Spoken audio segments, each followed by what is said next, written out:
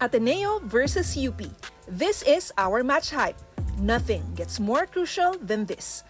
Matinding bakbakan ang sasalubong sa pagbubukas ng UAAP Season 87 ngayong Sabado, September 7. Ang face-off sa pagitan ng modern-day rivals Ateneo at UP o ang Battle of Katipunan. Matapos malaglag sa ika-4 na pwesto last season, ang Blue Eagles bibit-bitin ng kanilang underdog mindset habang tinatarget ang redemption. Pangungunahan ni Chris Kuhn at Sean Kiteves ang Ateneo laban sa Fighting Maroons. Inaabangan din ang rookies na sina Christian Porter, Femi Edu at Jared Bahay. Bigo sa dalawang magkasunod na finals, ang UP ay determinado ring makabawi. Out to make a statement laban sa Blue Eagles ang mga veteranong sina Jerry Abadiano at JD Cagulangan. Magpapakitang gilas din ang key additions na sina Jacob Bela, Kentin Meliora Brown, Gani Stevens at Nigerian Dikachi Udodo.